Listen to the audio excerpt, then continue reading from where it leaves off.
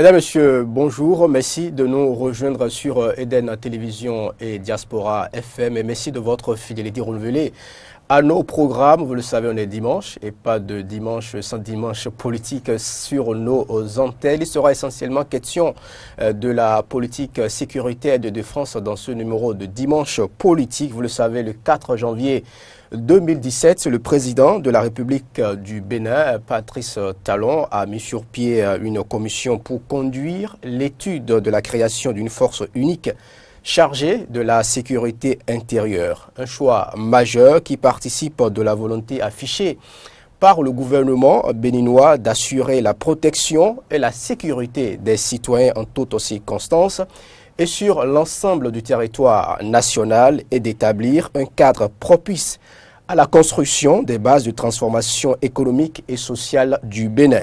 Après 7 mois de travaux, la commission Ressou, puisqu'elle est présidée par le général Félix Atissou Ressou, a déposé les résultats de ses réflexions au président de la République du Bénin. C'était ce mardi 18 juillet 2017 à la salle du peuple du Palais de la République. On retiendra que d'ici le 1er janvier 2018, la police nationale et la gendarmerie nationale ne formeront qu'une même force unique sous l'appellation de la police républicaine. On va s'intéresser aux recommandations et propositions contenues dans ce rapport remis au chef de l'État ce mardi avec notre invité.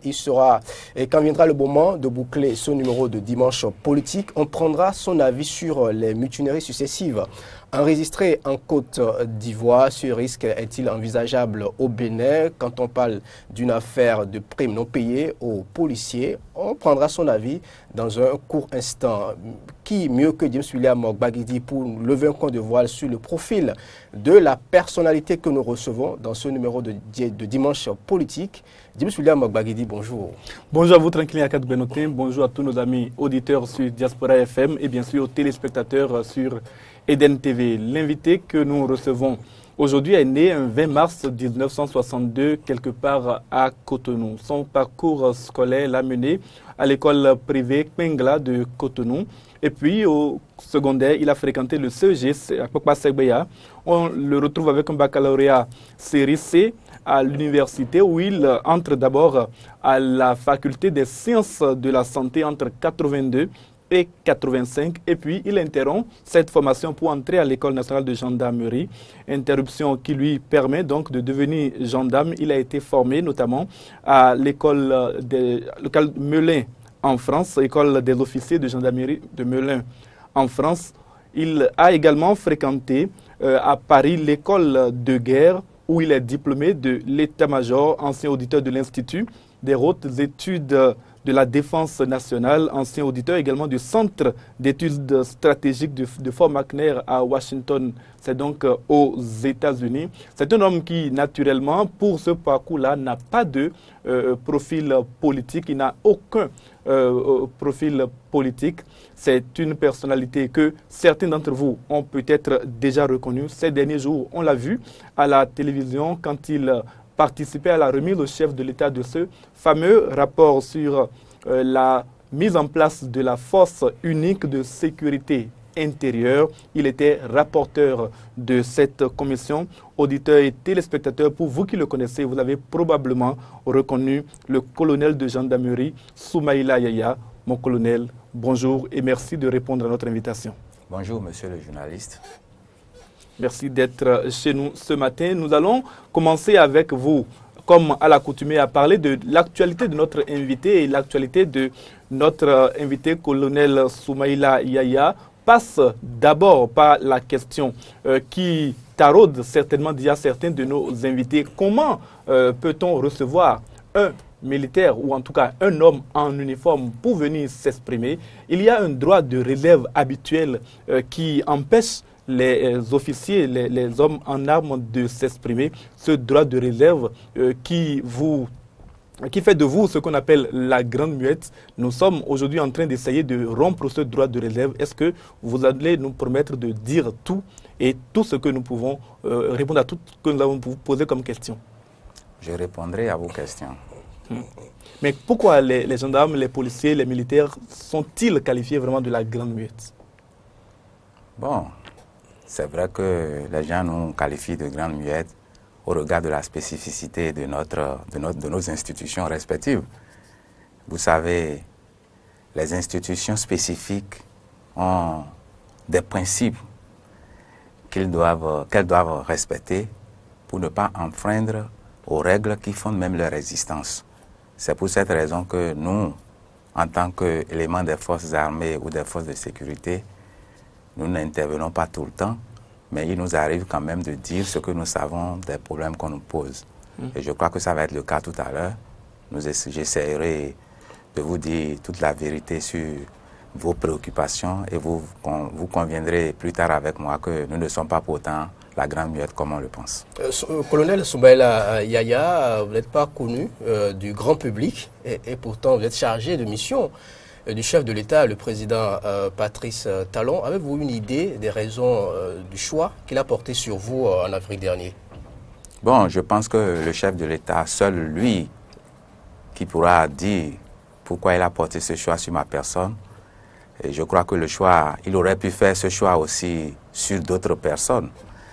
Mais s'il a jugé de m'appeler à ses côtés en qualité de chargé de mission, c'est parce que certainement, il estime que je pourrais servir à quelque chose auprès de lui. Je voudrais simplement vous préciser que il a défini un domaine dans lequel il m'a particulièrement demandé de suivre. C'est le domaine de la réforme des forces de sécurité publique. Donc je suis chargé de mission, mais je m'occupe spécifiquement de la réforme des forces de sécurité publique de notre pays. Très bien, nous allons donc passer maintenant à quelques questions concernant les débuts du régime Talon. On a noté une insécurité qui a prévalu au début de ce régime. On se souvient que dans les semaines qui ont suivi l'accession au pouvoir du président, une recrudescence de la criminalité dans les grandes villes a été notée avec de nombreux cas de braquage. Avez-vous pu, en qualité de spécialiste donc des questions de sécurité, identifier les causes de cette montée de criminalité qu'on a recensée donc à cette époque? Bon, je crois que les causes ont été déjà identifiées depuis longtemps. Il suffisait pour nous de changer un peu d'approche pour arriver à bout de ces malfrats.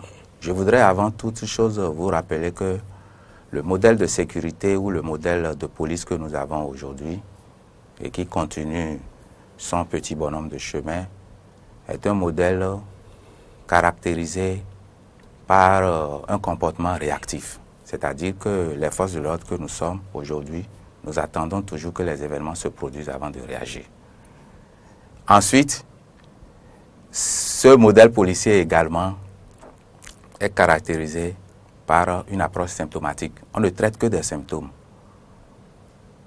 On ne va pas en profondeur des événements pour pouvoir traiter les causes de la criminalité. Et troisième chose, l'application des lois, c'est-à-dire le légalisme, est pour nous une fin en soi, alors que ça devait être un moyen pour venir à bout de l'insécurité. Et mieux, nos forces de police et de gendarmerie, comme vous-même vous le constatez, ne sont pas totalement intégrées à la population. Parce que lorsque vous êtes intégré complètement à la population, vous saurez tout ce qui se trame au sein de la population. Donc, nos forces restent un peu à l'écart et ils attendent que les gens viennent leur donner du renseignement. Or, le renseignement doit être cherché par les éléments des forces. Le résultat de tout ce que je viens de déclarer est que notre système n'est pas performant. Et c'est ça qui justifie d'ailleurs tout ce que nous avons enregistré ces derniers jours. Mais à l'arrivée du président Patrice Athanase Guillaume Talon, il a estimé qu'on peut faire de l'anticipation stratégique. Cela veut dire simplement qu'il faut aller d'abord chercher les causes de l'insécurité et étouffer cette insécurité à la base. Il n'est plus question pour nous d'attendre que les événements se produisent avant de réagir. Donc, nous avons, à partir de cet instant, réorganisé nos structures sur le terrain et vous avez vu aujourd'hui que la manière de fonctionner aujourd'hui des policiers et des gendarmes, ça a plus ou moins changé. Les gens font beaucoup plus de patrouilles, les gens font beaucoup plus de surveillance de certains points stratégiques du territoire et le résultat, c'est que la criminalité a plus ou moins baissé. Je ne vais pas dire que ça s'est complètement enrayé. On ne peut pas avoir la sécurité à 100% dans un pays. Mais vous-même, vous constatez que vous vivez un peu dans la quiétude aujourd'hui. Oui, mais au colonel, mais vous dites que le président Patrice Talon a choisi une approche plus stratégique. Avez-vous besoin, en tant que spécialiste, d'attendre qu'un homme politique, un civil, vienne vous dire ce qu'il y a lieu de faire? N'auriez-vous pas pu faire cette proposition-là déjà du temps des régimes précédents? Je crois que c'est le président de la République et son gouvernement qui définissent la politique de l'État. Même la politique sécuritaire? La politique sécuritaire est une politique sectorielle au sein de la politique générale de l'État. Puisque même si vous proposez des choses, si vous proposez des solutions, vous devez vous attendre à l'accompagnement pour pouvoir faire ça. Vous avez constaté aujourd'hui que pour pouvoir faire les patrouilles, pour pouvoir anticiper, il a été doté les unités de moyens roulants. On a eu assez de véhicules pick-up. On a eu également les motos qui nous permettent d'aller dans les confins, alors qu'auparavant, on n'avait pas tout ça. Les agents se démerdaient. Mais aujourd'hui, on a par exemple des motos pour aller aux endroits où les véhicules ne peuvent pas aller. Donc, on se rapproche beaucoup plus des populations en ce moment-là. De même, nous prépositionnons nos véhicules à certains endroits du territoire pour être en mesure de rattraper les malfrats qui viennent troubler la quiétude des populations. Pour revenir à ce que je dis, je crois que la nouvelle approche participe de la politique générale instaurée par le gouvernement actuel. Parlant bien entendu de la recrudescence, on est obligé d'en parler pour mieux comprendre les réformes qui seront mises en place d'ici le 1er janvier 2018. Il y avait des rumeurs qui évoquaient l'existence d'un complot ourdi par l'ancien régime afin de saper le début de règne de la gouvernance de Patrice Talon. Avez-vous les enquêtes vous ont permis d'affirmer ou d'infirmer ces allégations? Bon, je suis au regret de vous dire simplement que moi, je n'ai pas eu ces informations et il serait vraiment difficile de m'aventurer sur un terrain que je ne connais pas. Tout de même, il y avait également des vindictes populaires qui se sont multipliés dans les grandes villes, notamment dans la ville de Cotonou. On a même enregistré tout près d'un commissariat la vindicte populaire qui a coûté la vie à 2 personnes. Aujourd'hui, ces événements se sont quelque peu résorbés. Diriez-vous que les forces de défense et de sécurité ont contribué à cette résorption, à cette accalmie, ou bien c'est comme dans le cycle perpétuel, la flambée de violence s'éteint et puis on doit s'attendre à une résurgence? Je viens de répondre à votre question en disant que nous avons changé d'approche. Notre philosophie actuellement, c'est de faire de l'anticipation. Il n'a plus été question pour nous aujourd'hui d'attendre que les événements se produisent. Nous devons étouffer les événements dans l'œuf depuis leur conception jusqu'à leur exécution. Et je crois que c'est ce que nous faisons aujourd'hui. Vous avez d'ailleurs constaté que il y a beaucoup de gendarmes et beaucoup de policiers dans les rues de Cotonou, dans les quartiers. C'est la nouvelle approche qui se décline comme ce que vous voyez aujourd'hui. Donc, pour répondre à votre question, les forces de défense et de sécurité ont effectivement contribué à la résorption de ces phénomènes-là. Et un autre phénomène sur lequel nous souhaiterions recueillir votre avis, colonel Soumaïla Yaya, c'est l'implication, le confirmé, de militaires dans certains cas de braquage recensés ces derniers mois au Bénin. Comment s'explique à votre entendement cet état de fait et les sanctions annoncées ont-elles été appliquées? Je voudrais vous dire que l'armée n'est que le reflet de la société. Tout ce qui se passe aujourd'hui, c'est une question générationnelle. Ce qui fait que ce que nous observons dans la société civile, on peut l'observer également dans l'armée. Vous avez beau prendre de vos dispositions, il y aura toujours des gens qui vont chercher à vous jouer, à déjouer les plans que vous mettez en place. C'est pour cette raison que dans les forces de sécurité intérieure, je veux parler de la police et de la gendarmerie, il a été institué des enquêtes de moralité. Mais ces enquêtes de moralité n'existent pas en réalité au niveau des forces de défense. Et je crois que lors des dernières réformes, les congressistes ont insisté pour que désormais, même pour les forces de défense, qu'on fasse des enquêtes de moralité. Il n'y a jamais de phénomène spontané. Tout a une cause, tout a un lien. Donc je crois que les soldats dégénérés, je dis bien dégénérés que vous voyez, et qui se permettent de commettre des infractions de droit commun. Avec les armes avec, que bien sûr, avec, le contribuable a acheté. Avec les armes des Béninois, ceux-là seront purement et simplement sanctionnés. Vous savez que l'armée ne dit pas tout. Vous parlez au futur, mais il y en a qui ont été déjà identifiés. Bien sûr, et ils ont subi. Ils ont subi les rigueurs de la loi. Le règlement de discipline générale dans les armées est clair.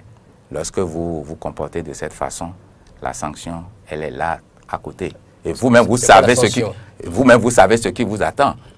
La sanction peut aller des jours d'arrêt de rigueur à la radiation.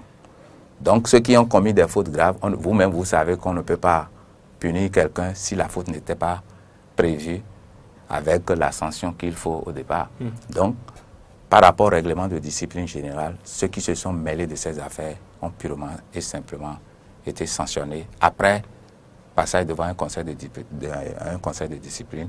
Et aujourd'hui, nous nous sommes débarrassés d'eux. Ils ont été radiés, en termes clairs. Purement et simplement radiés. Et après la radiation, sont-ils restés maintenant, ils sont dans la société civile ou bien il y a des poursuites pénales qui ont été engagées? Les poursuites pénales peuvent être engagées contre eux, mais moi je vous parle simplement de ce que le règlement de discipline prévoit. Et dans le statut des forces armées, il est dit quelque part dans l'un de ces articles que les sanctions disciplinaires ne vous exonèrent pas des sanctions pénales. Donc, naturellement, les victimes peuvent porter plainte auprès des tribunaux et les intéressés, après avoir subi les sanctions administratives et pénales, peuvent faire l'objet également de poursuites pénales devant les tribunaux. Autre action qu'on a notée au début du régime Yahi, c'est la réduction des contrôles sur les talons. Le régime talon, bien sûr. Le régime talon, c'est la réduction des contrôles sur les axes routiers dans l'optique de mettre fin aux raquettes que subissaient certains conducteurs. La première question que j'aimerais vous poser là-dessus, est-ce que, comme on l'a entendu dire dans la presse et même par certains policiers, la réduction de ces contrôle n'a pas tari un peu les ressources des forces de sécurité? Je crois que la réduction des postes de contrôle que vous constatez aujourd'hui participe bien de la nouvelle stratégie de lutte contre l'insécurité. Lorsque les agents se mettent à des postes de contrôle et ils sont là du matin au soir, ils ne font pas les patrouilles, vous voyez que ce n'est pas totalement opérant. Donc nous avons changé d'approche. Il a bel et bien certains postes de contrôle. J'ai dit tout à l'heure qu'il y a des points névralgiques que nous continuons de contrôler. Mais le contrôle tel que cela se passait, où c'est le racket, tout ça, c'est interdit. Et en compensation, le gouvernement a mis en place, en dehors du budget normal, des ressources additionnelles. Vous allez me permettre de vous donner un petit exemple. Je ne m'attendais pas à voir ça, mais j'ai toujours une série de preuves pour que les populations puissent savoir quand même que le gouvernement fait un effort. En dehors des véhicules, en dehors des engins, ils ont mis en place des ressources additionnelles. Je prends par exemple le commissariat central de Kandi. Le commissariat central de Kandi, pour permettre à cette unité de jouer pleinement son rôle, a une dotation en carburant, une dotation annuelle. Mais cette dotation annuelle est répartie mensuellement. Ils ont également un fonds d'appui au fonctionnement. Ils ont un fonds des opérations. Donc, lorsqu'il ce fonds n'existait pas par le passé? Ça n'existait pas par le passé. Il y avait seulement des ressources dans le cadre du budget général. Mais aujourd'hui, c'est pourquoi le nom le précise, on le précise, c'est des ressources additionnelles pour permettre aux gens de travailler. Et tous les agents qui sont impliqués dans les opérations ou qui sont impliqués dans les services sur le terrain sont rémunérés à 2 000 francs par jour. Donc moi, je ne sais pas si vous avez appris... Au-delà de leur salaire, bien sûr. Au-delà de leur salaire. Donc, quand même, un effort a été fait. On vous interdit de faire du racket, mais on met en place un dispositif pour vous permettre de faire le travail. Parce que les raquettes, avec quelle origine? Les gens disaient, oui, il faut forcément racketter entre griffes pour faire fonctionner les unités. Maintenant, il y a des fonds de fonctionnement des unités qui sont prévus. Il y a des fonds d'alimentation qui sont prévus pour des gens qui sont sur le terrain. Donc, je crois que je demande simplement à mes camarades de prendre conscience et de faire le travail tel que ça a été. Non, mais quand vous donnez 2000 francs à un agent qui, sur la route, pouvait, à l'issue d'une journée, s'en sortir avec 30-50 000 francs, vous êtes d'accord que c'est dérisoire? C'est dérisoire, mais l'action que ces gens-là menaient sur le terrain était illégale. Ça devait les conduire vers les mises aux arrêts. Mais si les chefs directs qui commandent ces éléments ne font pas leur travail, c'est parce qu'à un moment donné, nous avons constaté qu'il y a un laxisme généralisé. Aujourd'hui, nous avons changé d'approche. Cela va également jusqu'au comportement des chefs directs. Moi, je viens du terrain et ce que je vous dis, je vous le dis en toute honnêteté, je crois que les forces que nous sommes, nous devons exécuter les missions conformément aux principes. Les principes sont là, mais les gens font le contraire. Vous-même, vous savez que nous n'avons pas le droit d'aller racketter les populations, mais les gens le faisaient toujours.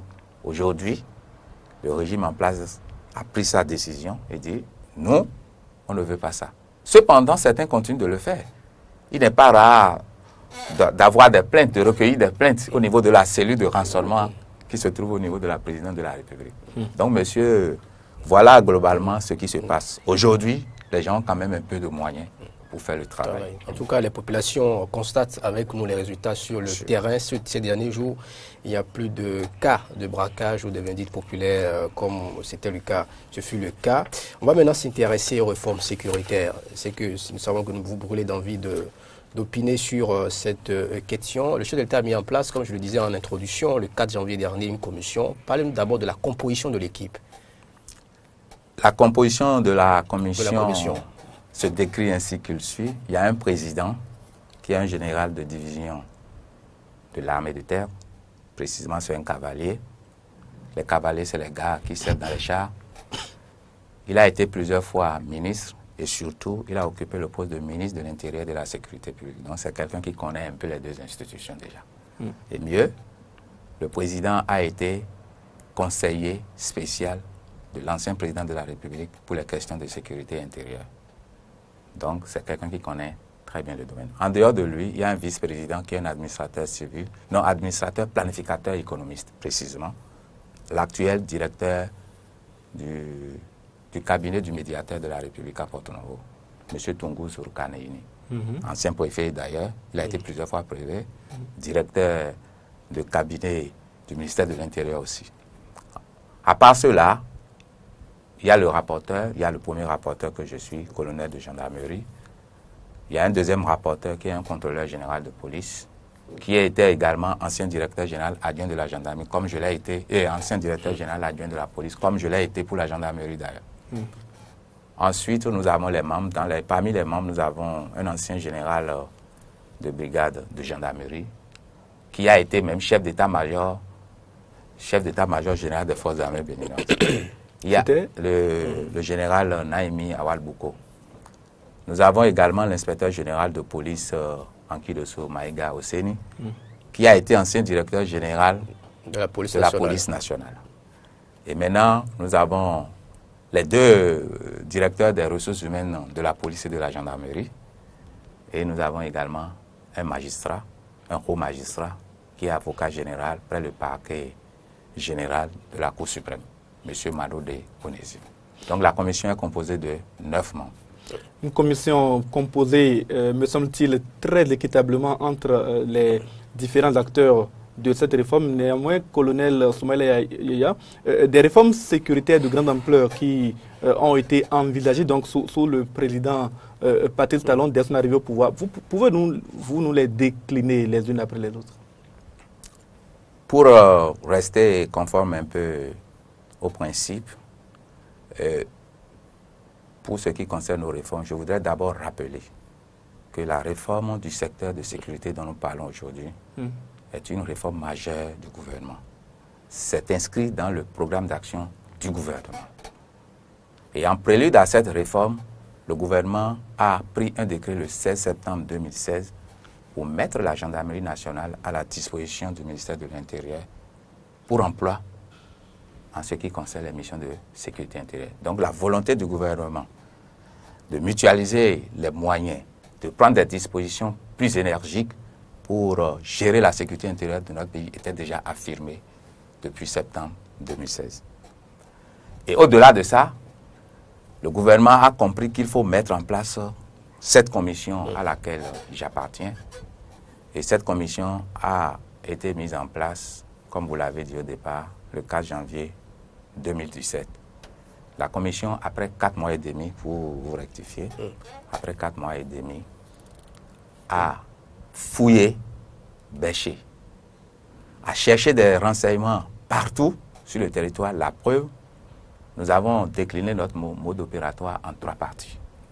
Dans un premier temps, nous avons fait une revue documentaire. Nous avons pris tous les tests qui organisent l'arsenal sécuritaire de notre pays pour les lire, pour voir là où il y a des contradictions qui pourraient freiner la bonne marche de la gestion du domaine sécuritaire. Deuxième chose, nous avons écouté des gens. Nous avons écouté des gens, nous avons consulté même des spécialistes. Parmi les gens que nous avons écoutés, nous avons commencé déjà d'abord par les acteurs même, les policiers et les gendarmes. Nous sommes allés sur le terrain pour les entendre, pour que chacun nous dise ses inquiétudes, ses appréhensions et également ce qu'il pense que la force peut être pour demain. Nous avons consulté également les bénéficiaires à travers l'Association nationale des communes du Bénin. Il y a certains maires particulièrement que nous avons invités, les maires de certaines grandes villes comme Abomey-Calavi, Cotonou, Porto Novo. Certains maires sont arrivés, d'autres ne sont pas venus. Mais de façon globale, l'Association nationale des communes du Bénin les a très bien représentés. Ensuite, les anciens ministres de l'Intérieur, depuis près d'une vingtaine d'années, tous ont été reçus par notre commission pour qu'ils nous disent ce qu'ils pensent de la chose. En dehors de ça, nous avons bénéficié d'un voyage d'études en Belgique, puisque le modèle que nous voulons expérimenter dans notre pays est déjà expérimenté en Belgique. Donc nous sommes allés là-bas pour voir comment ça se passe, quels ont été les écueils, qu'est-ce qui a motivé ce choix par le gouvernement et par le royaume de Belgique, etc., les difficultés qu'ils ont rencontrées, pour que nous-mêmes qu'on puisse éviter ces différents problèmes, qu'on l'envisage déjà pour chercher déjà à résoudre ces difficultés. Donc, monsieur, après avoir collecté tous ces renseignements, nous sommes parvenus à un certain nombre de décisions, à savoir créer une force de sécurité intérieure. C'est ça la police républicaine qu'on a créée. Procéder à la dissolution des 2 forces existantes. Vous savez pourquoi nous avons voulu dissoudre les 2 forces? Nous allons y arriver, bien entendu. On va aborder ce sujet. Bon, c'est vrai que j'avais dit que la commission a travaillé pendant 7 mois, puisqu'elle a été installée le 4 janvier et a rendu son rapport le mardi dernier. Ça fait environ 7 mois. Nous avons fini de faire le travail depuis le 12 mai. Très bien. Mais compte tenu de l'indisponibilité du chef de l'État, on a dû attendre. Il fallait apporter ces précisions. Oui, bien sûr. Très bien. Alors, vous avez parlé donc de toutes ces des travaux que vous avez menés qui vous ont donc conduit à un certain nombre de propositions. Mais d'avant, qu'est-ce qui a motivé l'idée de mise en œuvre de réformes au plan sécuritaire en dehors de ces braquages que nous avons connus qui, je ne suis pas certain, disparaîtront quand la force unique de sécurité intérieure sera mise en place? Au-delà des braquages que vous constatez, il y a lieu pour nous de faire une petite analyse de notre contexte, du contexte dans lequel nous évoluons aujourd'hui. Vous savez également que le contexte mondial actuel est en plein mouvement. Le monde est devenu plus incertain aujourd'hui, imprévisible et exposé à des vulnérabilités multiples que sont le terrorisme, la grande criminalité, tout ça. Et mieux, il y a beaucoup de risques aujourd'hui également, les risques écologiques, les attaques informatiques, on en a eu même il y a à peu près 2 mois, tout ça. Oui. Nous avons mis tout ça là en jeu et quand vous laissez ces facteurs et que vous continuez de travailler selon les principes traditionnels, vous n'arriverez jamais à assurer la sécurité de vos populations. Donc, il y a d'abord ces facteurs qui ont beaucoup joué. Et deuxièmement, on a analysé un peu la manière dont nous fonctionnons. Et je vous ai décrit un peu le modèle de sécurité qu'on a appliqué jusqu'ici. Et on a constaté que, non seulement pour régler les problèmes de sécurité traditionnels que nous réglons là, on n'arrive pas à le faire, Mais si on ajoute encore les vulnérabilités nouvelles, ça devient encore plus compliqué. Donc, ça fait un deuxième élément qui entre dans la balance. Et troisièmement, il y a le devoir. Si il ne faut pas rechercher l'optimum sécurité. L'optimum sécurité, c'est qu'il faut faire en sorte que on mette la barre haut pour nous permettre d'avoir des résultats. Et il y a aussi la question de la gestion efficiente des ressources. Je donne un petit exemple par rapport à ça. Il n'est pas rare de constater que dans les localités, vous avez des brigades, vous avez en même temps des commissariats. Personne n'est responsabilisé. Lorsque les gens ils volent dans une zone, le policier pense que c'est le gendarme qui doit gérer, le gendarme pense que c'est le policier qui doit gérer ça. Donc il faut parvenir à rationaliser les choses, à mutualiser les moyens et à rechercher l'efficience, même dans la gestion même de la sécurité. Je crois que tous ces éléments ont été mis ensemble et a permis au gouvernement de décider qu'il faut changer d'approche. Et c'est ce que le gouvernement a fait en mettant en place la commission. Donc pour pouvoir faire le travail, nous-mêmes, nous avons été obligés de refaire nos analyses pour voir quelles sont les conséquences que les différents événements ou les différents paramètres que je viens de vous citer peuvent avoir sur le travail à faire. Donc nous avons fait une analyse et on a intégré les conséquences de la mondialisation à notre. C'est ça qui nous a permis d'aborder ou de proposer au gouvernement la nouvelle philosophie que nous avons présentée dans nos rapports. La nouvelle philosophie qui permet d'aller traiter les problèmes à la base, donc de faire de l'anticipation pour éviter que les infractions se produisent. Voilà globalement les éléments qu'on peut mettre en jeu et qui ont motivé la mise en place de cette commission pour changer tout le système que nous avons aujourd'hui. Il existe forcément des risques liés à la mise en œuvre de cette réforme, colonel Soumaïla Yaya. Avant d'en parler, dites-nous quelles ont été les différentes propositions et recommandations contenues dans ce rapport que vous avez présenté au chef de l'État. Avant de vous parler de ces propositions, nous avons d'abord fait une analyse de la situation. Je vous ai dit tout à l'heure qu'on a parcouru les différentes unités, on a consulté les gens et on a vu dans un premier temps qu'on ne peut rien faire sans régler les différentes problématiques que nous avons enregistrées. Et entre autres problématiques, c'est le problème du syndicalisme tel que vous avez dit tout à l'heure. On reviendra certainement là-dessus. Le problème de l'équilibration des grades. C'est que les gens vont se retrouver par exemple ensemble. Qu'est-ce que chacun va devenir dans la nouvelle force? Donc il y a un certain nombre de problématiques qui se sont posées. Le problème des moyens. Et lorsqu'on a essayé maintenant de faire ces analyses, on a intégré ça à notre réflexion. Ce qui nous a permis, au regard des missions qui nous ont été confiées, parce qu'on nous a donné des termes de référence. Au regard des missions qui nous ont été proposées, ça nous a permis de faire 6 propositions. Et au nombre des propositions là, nous avons suggéré au gouvernement de créer un corps de garde pénitentiaire, par exemple, pour permettre à la gendarmerie qui exerce déjà cette fonction de se retirer et de se concentrer au mieux sur les défis de sécurité. Ça, c'est une proposition phare. Nous avons demandé qu'une politique nationale de sécurité intérieure soit élaborée. Jusqu'ici, on n'a pas de politique nationale de sécurité intérieure. Il y a des dispositions parcellaires qui organisent la sécurité intérieure de notre pays. Maintenant, il faut qu'on ait une politique cohérente. Du point de vue de la conduite, de la mise en œuvre de cette politique, il faut forcément qu'il y ait une loi d'orientation et de programmation de la sécurité intérieure. Une chose est d'avoir la politique et les stratégies, mais la mise en œuvre, il faut également élaborer un système de mise en œuvre pour permettre à la politique ou aux stratégies que vous avez mises en place de pouvoir fonctionner. Ensuite, nous avons demandé que le gouvernement fasse élaborer une loi portant politique de lutte antiterroriste dans le Bénin, dans notre pays, puisque vous-même vous voyez que nous sommes dans un environnement, on ne peut pas échapper à tout ce qui se passe autour de nous, les questions de Boko Haram que vous savez très bien, etc., etc. Et nous avons proposé également qu'il y ait création d'un conseil supérieur de la police républicaine pour réfléchir sur les différents problèmes qui pourraient survenir et anticiper sur le Soudan. Donc, voilà globalement les 6 propositions que nous avons faites.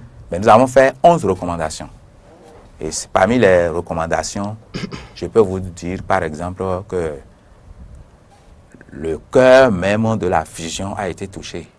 Le cœur même de la fusion, c'est le devenir de chaque policier, de chaque gendarme dans la nouvelle force. Les gens avaient des statuts différents au départ. Et comment concilier les choses pour que chacun se sente mieux dans la nouvelle force. Et je pense que vous allez répondre à ces différentes questions dans un instant, mais commençons déjà par évoquer, justement, il y a des rivalités, des animosités que l'on a enregistrées entre policiers. Vous l'avez dit tout à l'heure, parfois quand il y a un événement, un braquage, le gendarme se dit, c'est certainement le policier qui est de l'autre côté qui doit s'en occuper. Le policier se dit, c'est le gendarme qui doit s'en occuper. Ces animosités qu'on a enregistrées, sont-elles également parmi les raisons qui ont motivé la mise en place de votre commission? Je ne suis pas rentré dans la tête du chef de l'État, mais de façon technique, moi je vous ai évoqué les questions que nous avons toujours ruminées en tant que cadre de ces 2 institutions et qui pouvaient constituer un frein à la bonne marche du système sécuritaire dans notre pays. Ces éléments, à mon avis, peuvent faire partie des raisons également, mais vous ne pouvez pas me parler de rivalité en parlant seulement des forces. Les rivalités existent partout. Je prends votre télévision et je prends d'autres télévisions. Il peut y avoir des rivalités aussi. Et nous sommes concurrents parce que nous voulons tous gagner de l'argent sur le marché, tandis que vous devez assurer la sécurité des biens. Voilà les raisons pour lesquelles il faut aller à un système beaucoup plus cohérent, un système unique qui nous permet d'éviter d'ailleurs ces concurrences-là sur le terrain, puisque les populations béninoises n'ont pas besoin de ça. Que le gendarme actuel lui assure la sécurité ou que le policier lui assure la sécurité, qu'est-ce que les populations veulent? Ils ne veulent que la sécurité. Donc, je pense que c'est très cohérent ce qui a été décidé au niveau du gouvernement. Pour moi, que ce soit la gendarmerie ou la police, l'essentiel pour nous, c'est d'assurer la sécurité. Et le meilleur moyen d'assurer la sécurité, c'est de mutualiser les moyens et de définir une bonne stratégie pour qu'on puisse le faire effectivement au profit des populations. Et ça, le président de la République a pris cet engagement lorsqu'il faisait sa campagne et même dans le programme d'action, il a clairement mentionné. Colonel, sur les modes de formation des 2 forces qui sont sensiblement différents, aujourd'hui, les gendarmes seraient-ils enclins à collaborer avec les policiers, des policiers qui n'ont pas suivi la même formation qu'eux? Et en tant que gendarme, vous devez avoir une idée personnelle sur ce sujet d'ailleurs. Oui, moi ce que nous avons retenu au niveau de la commission, parce que tous ceux qui étaient dans la commission ont quand même ont eu un parcours. Nous avons pensé qu'effectivement, il y a des plus-values de chaque côté. Le gendarme sait faire bien de la haute intensité, c'est-à-dire le gendarme peut faire bien des trucs militaires. Les policiers, ils savent bien gérer, par exemple, c'est un exemple que je donne, les policiers savent bien gérer la police aux frontières, la police des étrangers, ce que le gendarme ne sait pas bien faire. Donc nous avons estimé qu'il faut redéfinir un curricula de formation pour l'ensemble. Et chacun apporte ce qu'il sait faire de mieux dans le système. Donc les gendarmes apporteront ce qu'ils savent faire de mieux, la police aussi apportera ce qu'elle sait faire de mieux pour qu'on puisse bâtir quelque chose de plus cohérent dans le cadre de la formation de nos éléments. Donc voilà un peu, et puis dans le chronogramme que nous avons indiqué, il y a d'ici quelques jours la commission paritaire qui va réfléchir sur les curricula de formation. Nous, on a fait déjà un travail qu'on va leur reverser et ils vont certainement l'améliorer ou nous dire qu'on était sur le bon chemin ou non. Et comme ça, on pourra bâtir quelque chose de plus solide, de plus intéressant pour notre système de sécurité.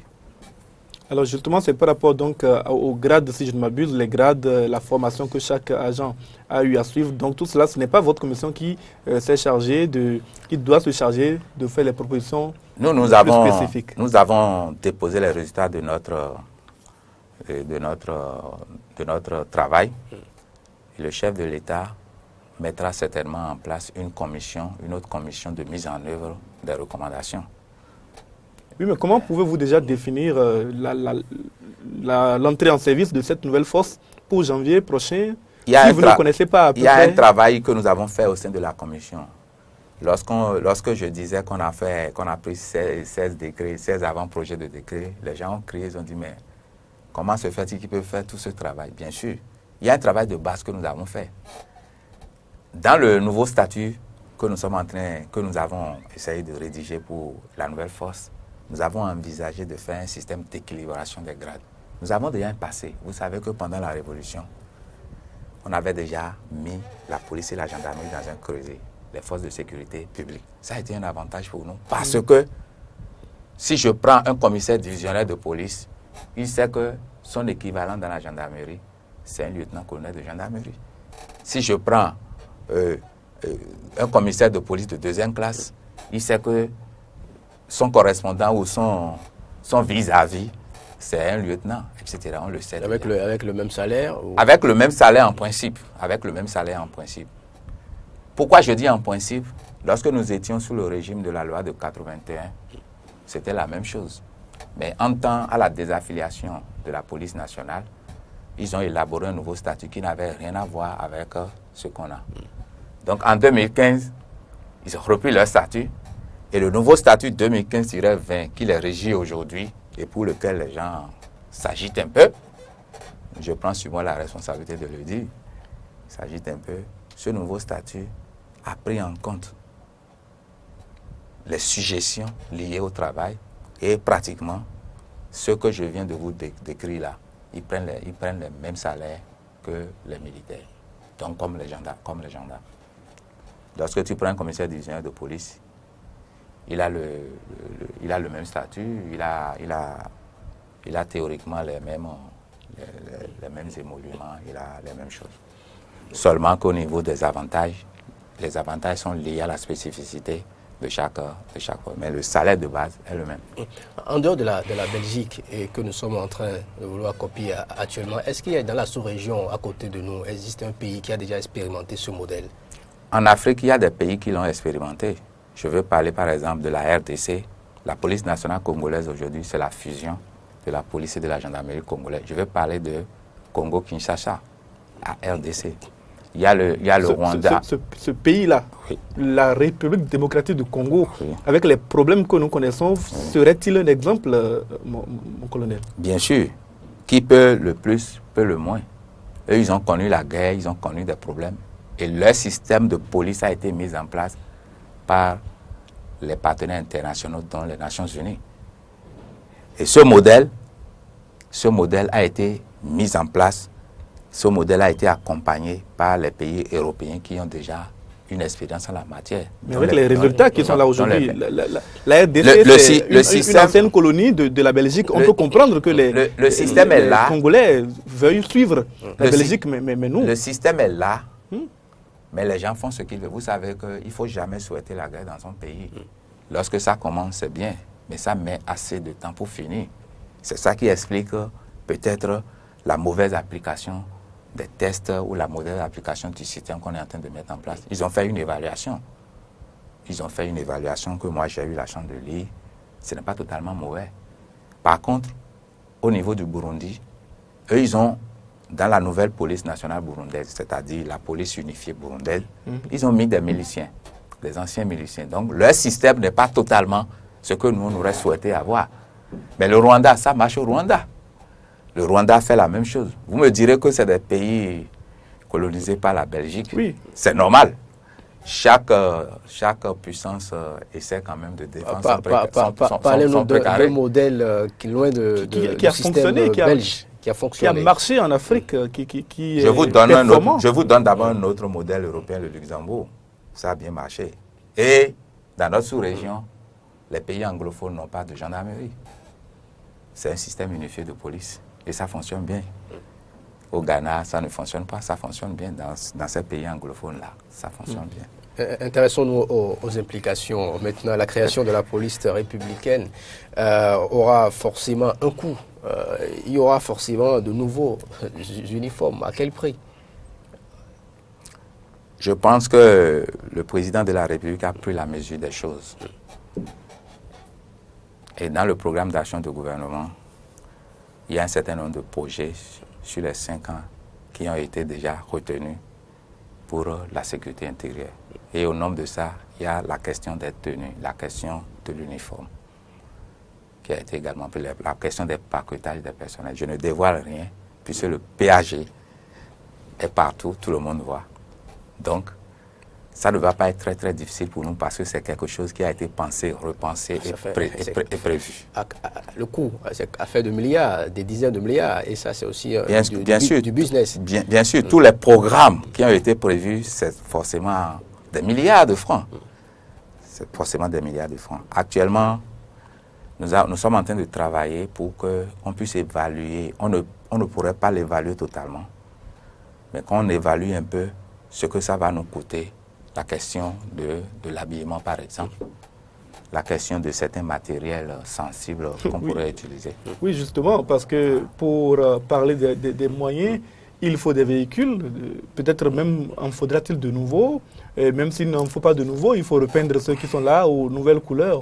Vous savez qu'il n'y a pas très longtemps qu'on a doté les 2 unités, les 2 structures. Il n'y a pas très longtemps qu'on a doté les 2 structures de moyens de mobilité ou des moyens de projection pour parler en termes de gendarmes, moyens de projection. Et je crois que le processus va continuer parce que dans le programme, il est prévu qu'à chaque périodicité donnée, qu'on donne des moyens de projection. Donc, parlant de vos moyens de projection, ce n'est pas ce que nous sommes en train de faire prendra en compte ce qui est déjà prévu. Aujourd'hui, on ne va pas à la police républicaine avec les moyens de projection zéro. Il y a déjà quand même quelque chose. Parlant des infrastructures, par exemple, les gens vont rester quand même dans les bâtiments que nous avons, le temps qu'on construise progressivement. Ça, c'est un truc tout à fait normal. On va reprendre la peinture des bâtiments, on va reprendre la peinture des véhicules, on va refaire des enseignes partout, vos uniformes vont changer, les Bien sûr, les uniformes, ça va changer. Tout va changer, mais ça fait énormément d'argent. Est-ce que ce n'est pas un investissement qui est trop lourd? Est-ce qu'on a besoin d'investir autant pour mutualiser les forces? N'était-il pas simplement nécessaire, une fois qu'on a mis la gendarmerie sous la coupe du ministère de l'Intérieur, de donner des consignes pour que... Nous devons voir la question au-delà de la simple mutualisation. Une simple mutualisation où il n'y a pas un bon système de coordination, il n'y a pas un bon système intégré, est vouée à l'échec. Nous avons toujours fait cet exemple. Sans avoir été placé auprès du ministère de l'Intérieur pour emploi, la gendarmerie travaillait pour le ministère de l'Intérieur, ou bien on n'assurait pas la sécurité. On assurait la sécurité, mais on le fait pour quel ministère? Pour le ministère de l'Intérieur, qui est la structure compétente en matière de sécurité intérieure. On l'a toujours fait. Mais on a constaté que pour des questions d'ego, pour des questions de logique corporatiste, chacun veut rester à son niveau, chacun veut rester dans son coin, et puis ça pénalise les populations. Les analyses qui ont été effectuées ont montré qu'il faut aller au-delà de la simple mutualisation. Il faut mettre en place un système intégré qui puisse permettre de définir une doctrine unique, des modes d'investigation et d'intervention uniques, les concepts et les doctrines uniques, et je pense que comme ça, on aboutira à des résultats intéressants. Est-ce que des recrutements sont prévus ou bien il faut s'attendre carrément à une réduction de personnel? Non, on aura besoin un peu plus d'effectifs, donc forcément, on recrutera des gens, forcément. Colonel, que deviendront les unités spécialisées, notamment GIGN, BPLC et puis BAC? C'est ce que je vous disais tantôt. Le GIGN a pour vocation de travailler sur la lutte antiterroriste, sur les prises d'otages, sur le grand banditisme. Le RAID fait la même chose, peut-être avec des méthodes différentes. Et je vous ai dit tout à l'heure que nous allons essayer de concevoir un système pour les mettre ensemble.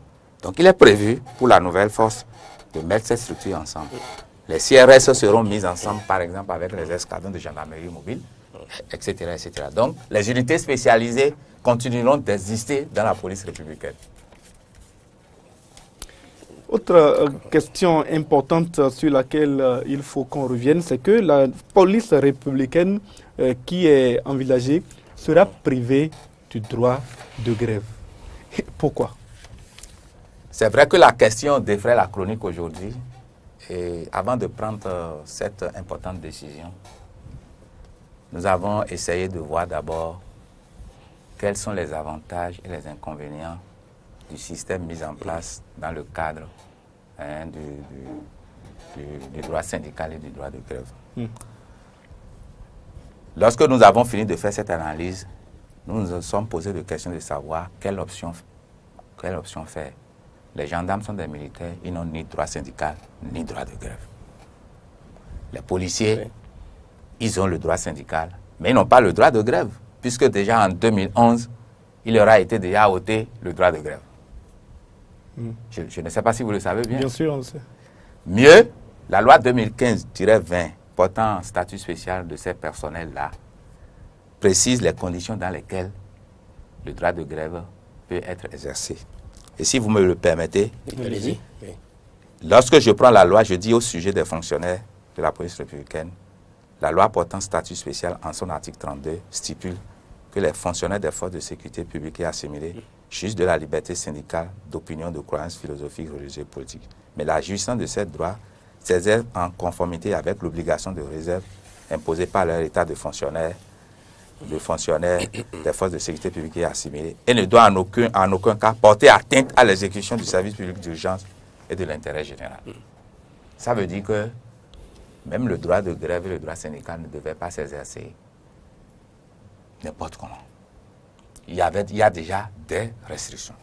Maintenant, lorsque vous amenez les gendarmes qui n'ont pas cette culture de droit de grève et de droit syndical, vous risquez, en autorisant la nouvelle force à avoir le droit syndical, vous risquez d'avoir plusieurs syndicats dans la maison.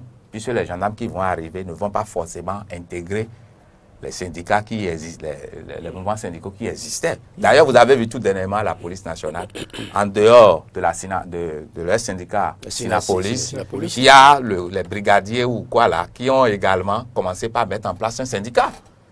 Quand les gendarmes vont arriver, ils vont mettre aussi en place un syndicat. On va avoir une multitude de syndicats qui va nuire à la cohésion de la force. Est-ce que les syndicats nuisent aux autres entités qui parce qu'ils n'auront pas, dans le pays? Ils ne font que réclamer de mieux être parce que ces mouvements seront divisés. Vous savez comment ça se passe. Ces mouvements n'auront pas forcément les mêmes priorités. Deuxième chose, à supposer que on autorise les personnes de la nouvelle force à jouir du droit syndical et du droit de grève, le jour où ils revendiqueraient des choses qui les amèneraient à se mettre en grève, qu'est-ce qui va se passer? Les populations seront privées de leurs droits de sécurité et l'État sera obligé de faire recours à l'armée. Dans une société démocratique, ce n'est pas logique. Nous devons continuer de construire notre système démocratique dans la paix, dans la quiétude. En termes clairs, dans cette force, la force républicaine n'est pas censée avoir un syndicat en son sein. Ils n'auront pas de syndicat, mais nous avons prévu d'autres moyens d'expression dans le cadre de la communication interne au sein de cette force. Avant que vous n'expliquiez cela, laissez-moi vous le dire directement. Nous n'avons pas interdit totalement aux gens de ne pas s'exprimer. Il y aura des délégués de personnel. Mais quel moyen de pression s'ils ne peuvent pas aller en grève? Les médias pour s'exprimer. Même les syndicats actuels n'ont pas le droit de s'exprimer comme ils le font. Normalement, je vais dire quelque chose que vous allez voir que c'est grave. Il y a le droit de réserve pour les syndicalistes au niveau de la police, de la douane et des eaux et forêts. Je viens de vous lire l'article 32 qui dit la justice s'exerce en conformité avec l'obligation de réserve qui est imposée à l'État. Ils ne vont pas se lever comme on a constaté ces derniers jours, que les gens vont à la radio, à la télé pour aller s'exprimer n'importe comment. Ils doivent être autorisés pour le faire. Donc, en principe, c'est une faute. Ce qui s'est passé. Il y a eu de failles au niveau du haut commandement. Ce n'est pas une faille, il y a eu une mauvaise application de la part de ces agents syndicalistes des dispositions légales qui régissent leur corporation. L'autorité n'a rien dit. L'autorité n'a rien dit, vous ne le savez pas. Ils ont continué à le faire jusqu'à un passé récent. Mais vous ne le savez pas. Vous ne le savez pas. Vous nous avez traité de grandes muettes. Ou bien c'est ça, non? Vous nous avez traité de grandes bêtes. C'est comme ça. Et on n'a pas besoin d'étaler les dispositions qui régissent notre règlement intérieur à la face du monde. Je ne sais pas si vous voyez un peu ce que je dis. Et puis ce que je veux compléter, l'armée, dont la gendarmerie n'a pas ce droit de grève, pourtant, les gens arrivent quand même à s'exprimer. Il est dit, dans nos règles, que lorsque vous avez des préoccupations qui portent sur le moral, vous devez vous exprimer. Vous devez faire part de ça à votre hiérarchie supérieure. D'où la nécessité de rédiger souvent les rapports sur le moral qu'on demande. Maintenant, si les gens ne rédigent pas les rapports, ils ne traduisent pas fidèlement ce que les agents ont dit, ce n'est pas la faute du commandement non plus. Je ne sais pas si vous voyez. Donc, pour éviter que les gens n'aient aucun moyen de communication interne, nous avons estimé qu'il faut trouver une autre voie, un autre système pour que cette communication existe. Et c'est ça, l'instauration des délégués de personnel, qui ne sont rien de que la représentation des différentes catégories de personnel. Les lieutenants de police n'ont pas les mêmes problèmes que les brigadiers de police. Vous êtes d'accord avec moi? Ils n'ont pas les mêmes problèmes que les agents qui sont complètement derrière. On n'a pas les mêmes problèmes. Donc, chaque catégorie a son représentant. Et lorsque des problèmes se posent dans ces catégories, ces représentants discutent franchement avec le commandement et puis on trouve des solutions. C'est déjà quelque chose d'intéressant. Et la Constitution en son article 31 a prévu que l'État reconnaît et garantit le droit de grève. Tout travailleur peut défendre dans les conditions prévues par la loi ses droits et intérêts, soit individuellement, soit collectivement ou par l'action syndicale. On n'a pas dit que c'est seulement l'action syndicale qui permet de le faire. Et dans les commentaires qui ont été rédigés par les juristes de ce pays, l'ABC, l'Association des droits des droits, l'ABCD. Ou DC, oui, DC. DC. Ils ont dit quelque part à l'alinéa 2 du commentaire que le travailleur peut par conséquent défendre ses droits et intérêts, aussi bien qu'individuellement que collectivement, dans n'importe quel cadre associatif ou syndical. Cela ne veut pas dire que c'est seulement par la voie syndicale qu'il faut réclamer. Mon colonel, ce n'est pas. C'est comment vous allez dans une entreprise qui a été créée par M. Baguedi. Et au niveau de cette entreprise, c'est les agents ou bien comment vous les appelez, ceux qui travaillent dans les travailleurs qui dictent la loi. Ça ne se passe pas comme ça. Vous êtes ici maintenant dans cette maison à Eden TV. Ce n'est pas vous qui dictez ce qui va se faire. C'est le directeur, celui qui a cette télévision qui dit, moi, je pense que pour que mon entreprise prospère, voilà comment nous allons faire. Il peut discuter avec vous sur certains problèmes. Il ne dira pas non, c'est la même chose. Il faut faire un certain parallélisme entre ce que nous disons là et ce qui se fait naturellement. Nous, on n'interdit pas aux gens de poser leurs problèmes. Nous pensons que c'est plus bénéfique pour nous, pour des gens qui portent des armes. Pour des gens qui portent des armes, c'est bénéfique pour le pays que d'éviter ces mouvements syndicaux-là au sein des forces qui sont des structures spécifiques. C'est pas bon. S'ils ont des problèmes, ils les posent. Est-ce que l'armée a eu ces problèmes? Est-ce que la gendarmerie n'a jamais connu ces problèmes-là? Mais est-ce que ce n'est pas parce que cette affaire de mutisme qui est imposée à l'armée fait en sorte qu'il y a des brimades qu'on ne peut pas porter sur la place publique? Je m'inscris en faux par rapport à ce que vous dites là, concernant le mutisme. Il n'y a pas de mutisme dans l'armée. Je vous ai dit tout à l'heure qu'il y a des mécanismes qui sont mis en place pour permettre aux militaires, dont les gendarmes actuellement, de s'exprimer, de dire ce qui ne va pas. Mais quand on dit exécution avant réclamation? Oui, vous n'avez pas revu aujourd'hui le nouveau décret portant règlement de discipline générale. Le nouveau décret portant règlement de discipline générale a édulcoré ce principe d'exécution avant réclamation. Ça a été édulcoré complètement, puisque nous devons nous mettre en phase avec la réalité actuelle. Si vous refusez, les gens vont prendre, ils vont dire ce qu'ils ont envie de dire dans les réseaux sociaux. Et vous pourrez faire quoi? Vous ne pourrez rien. Donc vous voyez que autant les écouter, ne pas fermer la porte. Et je pense que dans la police républicaine, on ne fermera pas la porte aux problèmes. Dieu même sait que les problèmes peuvent exister. On ne fermera jamais la porte aux représentants des différentes catégories de personnel dans le cadre de la résolution des problèmes qui vont se poser. Donc moi, je vous demande de vous rassurer. Nous sommes dans la droite ligne de ce que la Constitution... Nous sommes dans la droite ligne de ce que la Constitution même a prévu en son article. Nous les rassurer maintenant, les hommes de rang, vos collaborateurs, vos éléments. Mais tranquillisez-vous. Nous ne sommes pas restés en vase clos non plus. Nous avons essayé de voir un peu ce qui se passe aussi dans les autres pays. Est-ce que vous avez appris l'histoire? Au Sénégal, il est arrivé un moment où des policiers sont rentrés en grève et ils ont été radiés en masse. Ça s'est passé sous le régime Wade. Et si vous prenez le décret et la loi de 2009 qui régit aujourd'hui, enfin, important statut plutôt, statut spécial des personnes de la police nationale, il est bien inscrit quelque part dans l'une des dispositions qui n'ont ni droit syndical ni droit de grève. Vous allez me dire que la RDC, que moi je prends la RDC, je reprends encore le cas de la RDC pour dire que les institutions internationales ont aidé à construire cette police-là, ont aidé à rédiger les tests. Ils ont mis dans les dispositions des tests qu'il faut éviter de donner le truc appel, que les gens ont la possibilité, par nos systèmes, de défendre leurs intérêts. Oui, vous savez que les institutions internationales dont vous parlez, ceux qui en sont les responsables viennent de pays qui généralement ne connaissent pas les problèmes que nous avons en Afrique. Mais c'est justement ne connaissent pas les brimades dont les soldats peuvent être victimes. C'est justement eux qui pourraient être les relais de certains camarades qui vont s'inscrire dans la logique du droit syndical. C'est eux qui vont être les relais. Lorsque des problèmes se passent dans les pays, qui sont ceux qui relaient ça sur le plan international? C'est toujours ces institutions-là. Donc moi, je pense que et vous n'allez peut-être pas être d'accord avec moi.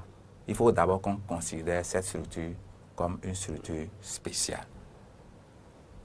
Aux structures spéciales, il faut appliquer des dispositions spéciales. C'est une structure spéciale quand même qui prend en compte toute la corporation de la police nationale, de la gendarmerie. C'est de ça que je parle d'ailleurs. C'est de ça que je parle d'ailleurs maintenant. L'inquiétude au niveau, parce qu'il ne parle pas. Qu'est-ce qui a amené les autorités de ce pays en 2011 à interdire le droit de grève aux policiers? On se souvient très bien. Aux policiers, aux douaniers et aux forestiers. Qu'est-ce qui a amené les autorités à interdire ça? Vous savez très bien qu'il y a eu beaucoup de polémiques autour de l'interdiction de ce droit. Il y a eu des polémiques, mais les gens sont revenus à la réalité. Ils ont compris qu'on ne va pas quand même... Où ils se sont résignés. On connaît aussi le Béninois qui ne défend pas ses causes jusqu'au bout. Ce n'est pas la résignation. Ce n'est pas la résignation. Vous avez vu les pays qui ont évolué, les pays qui sont aujourd'hui développés, ils ne se sont pas amusés comme nous on le fait. Nous passons tout notre temps à nous amuser, à faire des revendications inutiles, des trucs qu'on peut régler de façon consensuelle, mais on dramatise tout et puis on bloque tout. Je n'ai rien contre les syndicats, rien du tout. Mais pour la profession à laquelle j'appartiens, je pense sincèrement qu'il ne faut pas offrir cette possibilité-là, qu'on offre une autre possibilité que la Constitution même prévoit. Maintenant, comment, vous avez dit, au sein de la police républicaine qui va commencer dans quelques mois, quelques semaines, comment le personnel, le responsable du personnel sera désigné et quelles seront ses marges de manœuvre? Les catégories de personnel désigneront en leur sein leurs représentants. C'est un système démocratique. Ce n'est pas au commandement de désigner le représentant. Comment ça se fait aujourd'hui pour les mouvements syndicaux? Les mouvements syndicaux, c'est ceux qui sont affiliés, qui désignent leurs représentants. C'est le même principe. En ce qui concerne le nombre de délégués à désigner, ça dépendra des dispositions que nous avons fixées dans l'un des décrets par rapport à la population des adhérents. Je ne sais pas si vous voyez, par rapport à la population des adhérents, il y aura tel nombre de représentants, etc. etc. Parce qu'il ne s'agit pas de laisser les gens faire n'importe quoi non plus. Je ne sais pas si vous comprenez. Vous convenez avec moi déjà que les agents de police, ceux qui sont au bas de l'échelle, c'est eux qui sont les plus nombreux. Ils auront plus de représentants que les commissaires de police, par exemple. Je ne sais pas si vous voyez un peu. Donc chacun, quand même, chaque catégorie de personnel ou chaque corps de fonctionnaires aura, aura ses représentants pour pouvoir défendre ses intérêts. Nous continuons donc cette émission. Je vais vous poser la question de savoir, vous avez choisi le nom police républicaine pour désigner la nouvelle force unique de sécurité intérieure. Pourquoi ce nom-là? Pourquoi vous, un gendarme, vous acceptez de laisser disparaître votre nom d'origine, mais vous conservez celui de la police. Je crois que c'est le réalisme. Hein. C'est le réalisme. Aujourd'hui, on ne me parlera pas de la gendarmerie. Vous avez vu, quand vous décliniez un peu mon identité, vous voyez depuis quand je suis parti à la gendarmerie, j'ai fait un parcours d'officier de 20 ans au moins. Je dis un parcours d'officier de 20 ans au moins. Donc je ne suis pas sorti pour aller faire mon travail ailleurs. Non, je suis toujours resté dedans. Et je vois tout ce qui se passe. Je vais vous répondre. Je suis en train de vous répondre comme ça. Je suis en train de vous amener à comprendre ce que je veux dire. Aujourd'hui, ce nom se justifie. Dans le passé, lorsque le Bénin avait des difficultés et qu'il était donné aux bailleurs de fonds, aux institutions internationales, aux partenaires financiers du Bénin, d'aider les structures de sécurité, c'est seulement la police nationale que les gens aidaient. Parce que c'est une structure qui est connue sur le plan mondial, sur le plan international. Alors que la gendarmerie même est une force de police à statut militaire. C'est le statut militaire de la gendarmerie qui fait que les gens parlent de structure militaire. Sinon, la gendarmerie exerce à 95% des missions de police, 55% de missions de police administrative, avec tout ce que cela comporte, et 40% de police judiciaire. Ça fait 95%. Les 5 autres %, c'est la police aux armées dont j'ai parlé la dernière fois. Et la police aux armées, c'est la police aux armées. Ce n'est pas pour l'armée, c'est une fonction qui s'exerce au profit de l'armée. 5% de cette mission, plus la défense opérationnelle du territoire. Que ce soit la police ou la gendarmerie, nous faisons la défense opérationnelle du territoire déjà. Parce que dans la défense opérationnelle du territoire, chaque force a des missions spécifiques. La police exerce ses missions spécifiques déjà, par la fourniture de renseignements, la gendarmerie aussi exerce ses missions, etc., etc. Donc, gendarmerie nationale, police nationale, la gendarmerie c'est aussi une force de police. Déjà, ça fait un point de commun avec la police. Et deuxièmement, quand vous regardez un peu sur le plan international, c'est le terme police. Donc les gens ne doivent pas voir ce terme comme un système pour rattacher un corps à un autre. Non. Nous sommes en train de réfléchir au niveau fonctionnel. Qu'est-ce que nous faisons? Mission de police. Donc à partir de cet instant, nous on a estimé qu'il faut prendre ce terme d'abord, qui est un terme générique. Républicaine, vous le savez bien, pour notre République, ça change déjà avec national. Parce qu'en prenant national, les gens auront toujours l'idée que c'est la gendarmerie qui a disparu au profit de la police, alors que ce n'est pas ça. Nous, on n'est pas allé dans ces considérations-là. Nous nous sommes dit, lorsque nous analysons en profondeur les deux institutions, la police nationale est une force de police à statut paramilitaire, la gendarmerie nationale est une force de police à statut militaire. L'intersection nous donne quoi? Ça nous donne au moins police d'abord. C'est ça, non? En dehors de ça, si nous projetons ce terme police dans l'environnement sous-régional, régional et international, ça nous permet d'être sûr qu'en utilisant le terme police, on ne ressemble pas à autre chose, on ressemble à ce que nous devons être. Deuxième chose, statut militaire, statut paramilitaire. Celui qui est militaire peut être paramilitaire. Paramilitaire, c'est quoi? C'est une dose de formation militaire qu'il faut ajouter à ce que le civil fait, simplement. C'est ça, paramilitaire. Ils ne sont pas totalement militaires, mais ils ont une compétence quand même militaire dans certains domaines. Les gendarmes savent faire ça correctement, ils le sont d'ailleurs. Donc ça, c'est des compétences qu'ils vont mettre à la disposition des éléments de la police. Et les policiers, comme je l'ai dit également, ils savent faire quelque chose. Ce n'est pas qu'ils sont nuls comme les gens le disent. Pas du tout. Moi, je ne suis même pas de cet avis. Ils ont des compétences que les gendarmes, les actuels gendarmes peuvent apprendre auprès d'eux. Donc, si nous avons pris ce terme, voilà quelques raisons. Personne ne nous l'a imposé. Personne. Mais nous avons pensé que c'est du réalisme que de choisir ce terme. Je prends la Tunisie. La Tunisie n'a pas de gendarmerie. Ils ont quelque chose qu'ils appellent force de sécurité intérieure. Mais dedans, c'est un ramassis de forces, y compris les unités pénitentiaires. La garde nationale. Vous savez que dans certains pays, la garde nationale, c'est comme la gendarmerie. Donc, ils ont tout ce ramassis de forces au sein des forces de sécurité intérieure. Le Liban a conçu ses forces de sécurité intérieure sur la base de la gendarmerie à partir des années 1958. Ils appellent ça force de sécurité intérieure, mais à l'origine, c'est sur les principes de la gendarmerie qu'ils ont construit. Et progressivement, ils se sont adaptés aux réalités internationales. Ça n'exclut pas que ces forces-là obtiennent de l'aide internationale, comme vous l'avez évoqué, cette perspective-là par rapport aux non-police qu'il faut garder. Bien sûr, ce n'est pas que ça. Mais puisque c'est l'argument que je suis en train d'évoquer, les bailleurs de fonds ou les partenaires financiers aident beaucoup plus les forces paramilitaires. Les forces militaires, ils ne viendront quand même pas vous donner de l'argent pour entretenir des armées. Ça leur servira à quoi? Ça ne leur servira à rien. C'est du réalisme. Si vous passez dans tous les pays de la sous-région, nous avons pratiquement, toutes les gendarmeries ont les mêmes problèmes. Il faut des efforts substantiels des gouvernements pour soutenir les gendarmeries. Et puis vous êtes des Béninois, vous avez toujours vu. Et je sais qu'il est arrivé un moment où vous avez trouvé que les gendarmes n'ont même pas assez de moyens pour faire leur travail. Et ils le font bien. Et les policiers en ont plus.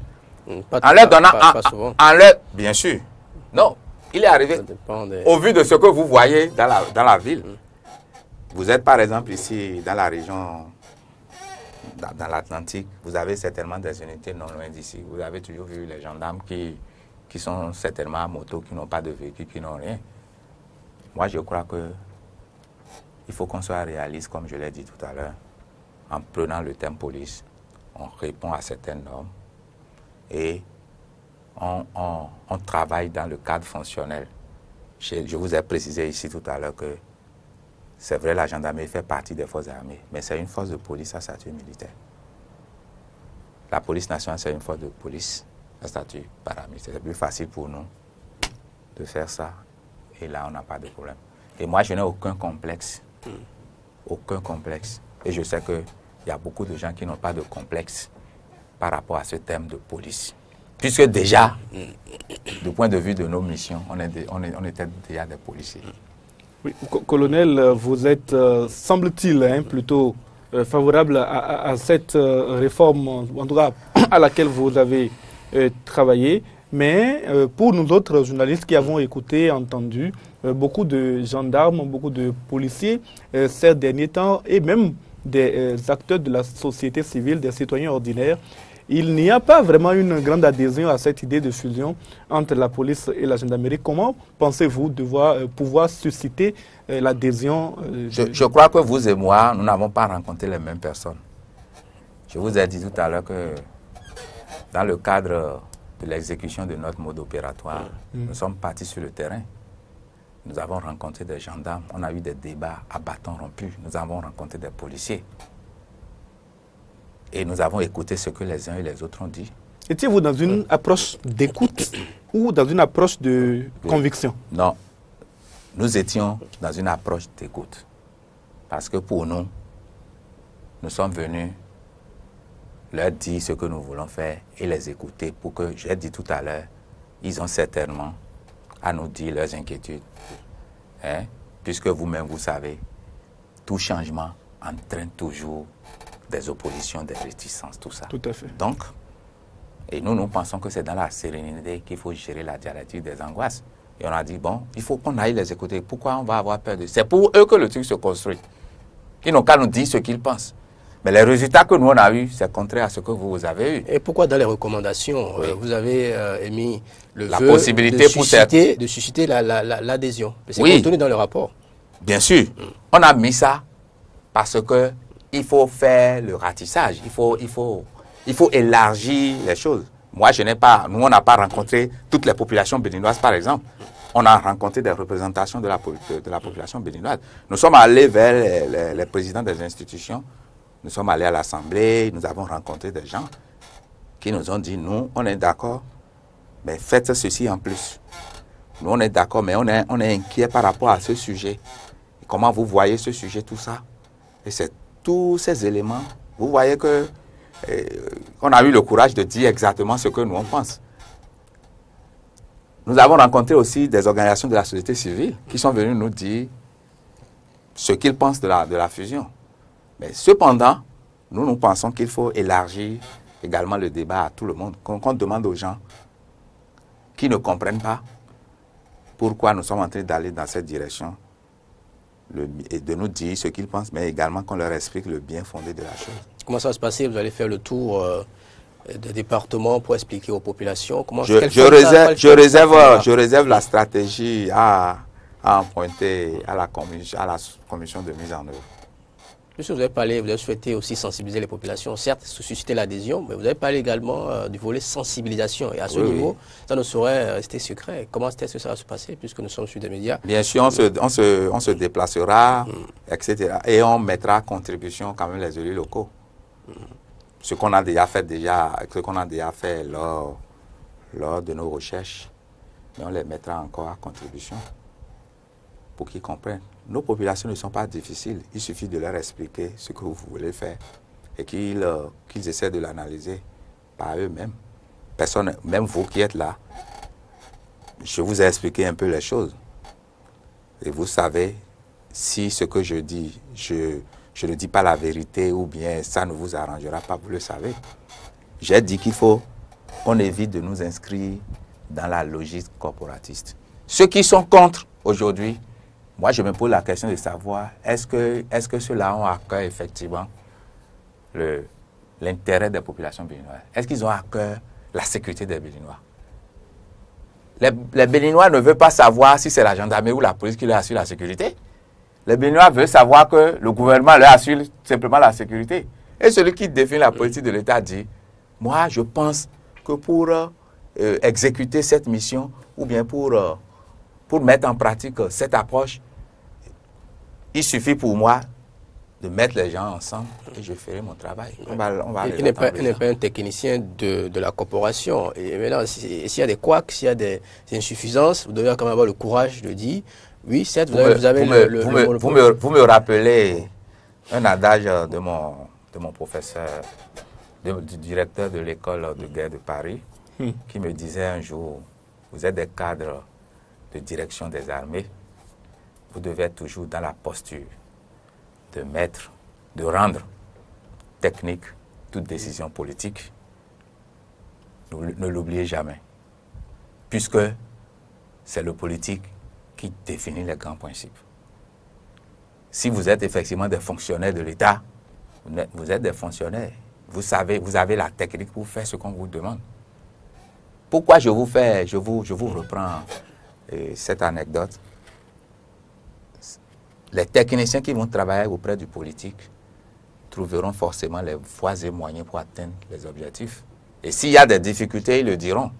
Parce qu'en réalité, ceux qui décident pour la nation ne mesurent pas souvent la gravité de ce qu'ils disent. Mais ceux qui sont chargés de leur mise en œuvre, c'est à eux de trouver les voies et moyens pour atteindre les objectifs. Ce que nous, militaires, nous appelons effet final recherché, où les gens disent résultat attendu. Pour atteindre les résultats, c'est le technicien qui le fait. Et le technicien, il a étudié, il a fait un certain nombre de choses et il sait comment atteindre ses objectifs. Il a tenu compte de ce volet-là. Ah, bien sûr, bien sûr.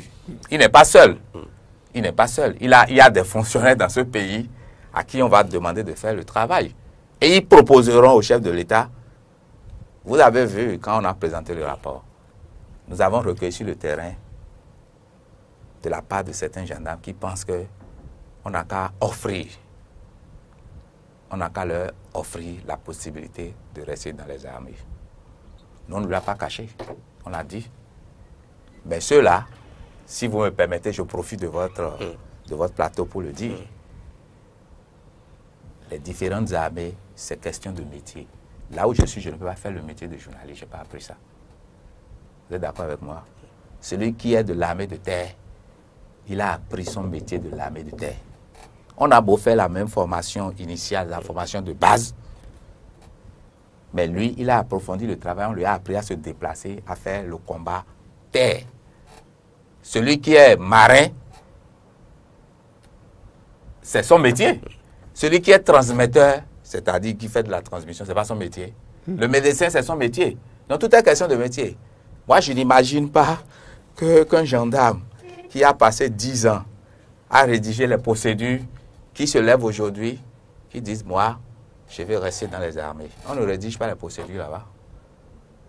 On va le mettre où? Est-ce qu'il n'y a pas possibilité pour il n'est pas, de suivre une formation? Il n'est pas technicien, il n'est pas technicien radio, il n'est pas spécialiste. Il n'est pas spécialiste. Tout s'apprend, vous dites que vous n'êtes pas journaliste, mais ça peut s'apprendre. Après 10 ans. Pourquoi pas? Non. Je crois qu'il ne servira pas même l'institution qu'il a rejoint. Je crois que tout est affaire de métier. On ne leur impose rien, mais je dis ça simplement pour que chacun puisse réfléchir sur son devenir, simplement. Vous leur annoncez déjà quand même une nouvelle par ce biais-là. Colonel Soumaïla, vous avez parlé également, en tout cas parmi les recommandations de votre commission d'expérimentation, cela signifie-t-il que des unités de communes seront mises en place pendant un certain temps pour voir si cela va fonctionner? Bien sûr. Et si éventuellement ça ne fonctionne pas, que va-t-il se passer? Il y aura forcément des endroits... J'ajoute un élément, vous avez surtout dit qu'il faut que la phase expérimentale se fasse dans le groupement Nord. Pourquoi? Enfin, bien sûr, nous avons choisi ça sans aucune considération. Nous avons choisi de le faire dans la région septentrionale simplement. Simplement. Nous pensons qu'il y a assez de difficultés du point de vue de la projection des hommes. Vous avez vu que les villages sont très distants les uns des autres. Ce n'est pas des régions de haute criminalité non plus. Je ne sais pas si vous voyez un peu. Ce serait plus facile pour nous de voir un peu comment les gens vont faire l'intégration. Mais on a choisi de le faire dans le groupement Nord.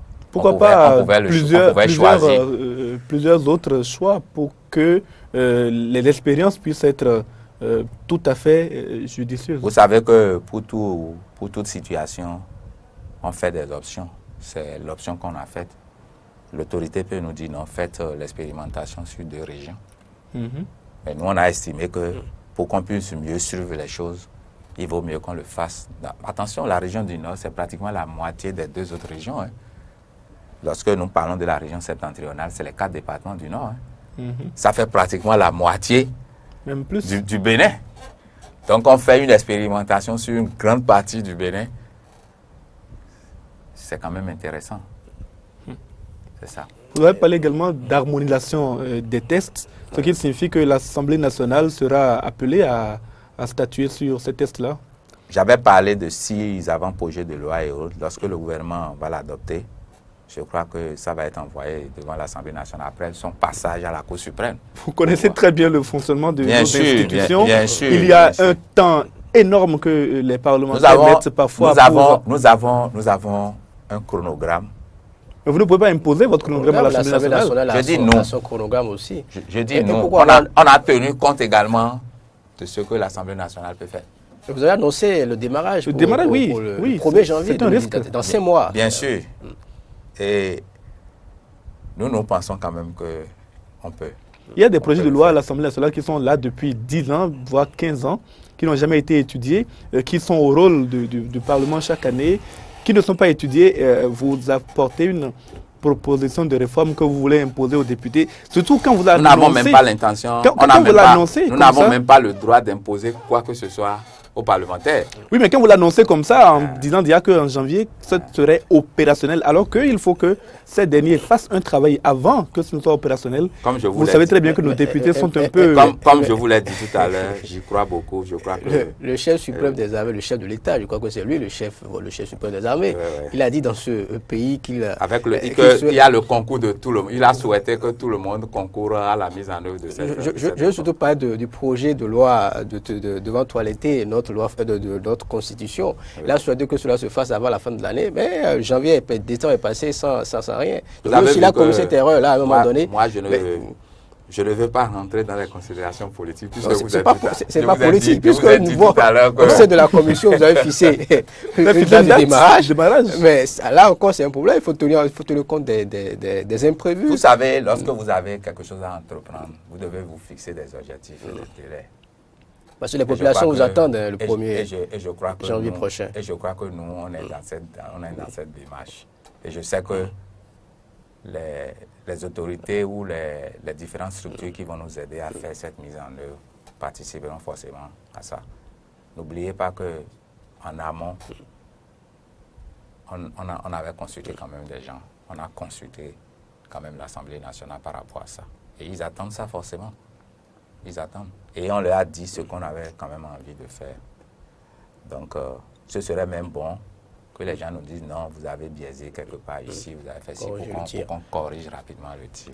Nous avons encore 5 minutes. Je suis là, Magbangidi, pour boucler le temps est vite passé. Déjà 90 minutes, bientôt 90 minutes. Mais avant le sujet international, au sein de la commission, est-ce que tout s'est bien passé? Parce qu'on a vu pour le cas de la commission mise en place pour traiter la loi fondamentale, après la remise du rapport, il y a eu des problèmes. Tel a dit oui, moi j'avais dit tel au sein de la commission, ça n'a pas été pris en compte, etc. etc. Est-ce que, à votre niveau, l'unanimité a été faite? Nous n'avons rien fait sans consensus au sein de la commission. Tout ce qui a été adopté a été fait par consensus. Le consensus n'est pas l'unanimité. Si vous voulez, il y a eu le consensus, il y a eu l'unanimité. Vous souriez, tout le monde tout le monde. Ça cache des choses. Non, non, non, non.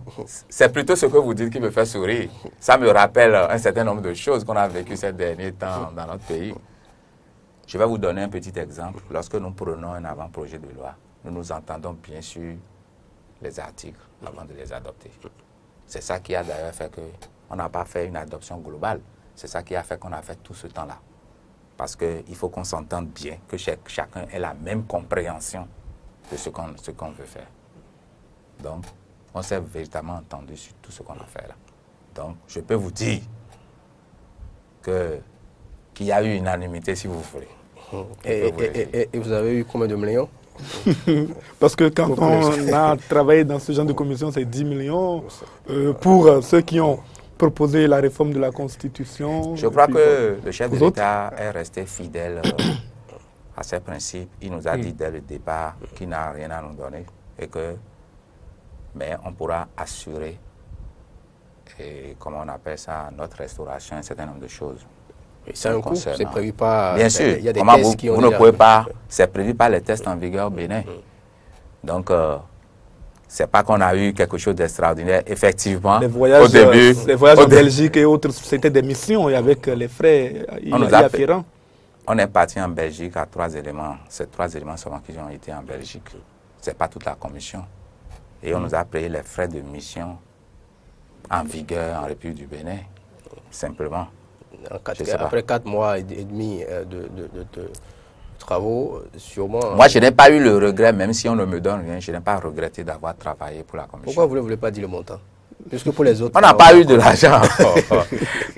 C'est ça qui me fait rire d'ailleurs. Puisque vous pensez... Beaucoup de gens... Pour les autres... Beaucoup de gens ont pensé... On l'a su, c'était sur la place publique. Beaucoup de gens ont pensé que... Il vaut mieux le dire. Il vaut mieux le dire maintenant. Non, non, non. Si aussi les populations la prennent ailleurs, c'est pas bon. Moi, je n'ai pas l'habitude de tricher avec ma conscience. Je vais vous dire, dès qu'on a commencé cette affaire de commission, j'ai eu des camarades qui m'ont dit, bon, j'espère que tu nous donneras un peu dans ce que tu vas récolter. Quand on a fini, ils ont dit, mais qu'est-ce qu'on vous a donné? Les mêmes questions que vous me posez là. J'ai dit, bon, je n'ai rien eu. Mais vous auriez pu venir à nos repas de midi, etc. Vous allez voir que quand même on a été bien traités. Très bien, on va finir par l'actualité internationale. Mutinerie successive en Côte d'Ivoire ces derniers mois, je dirais même ces dernières années.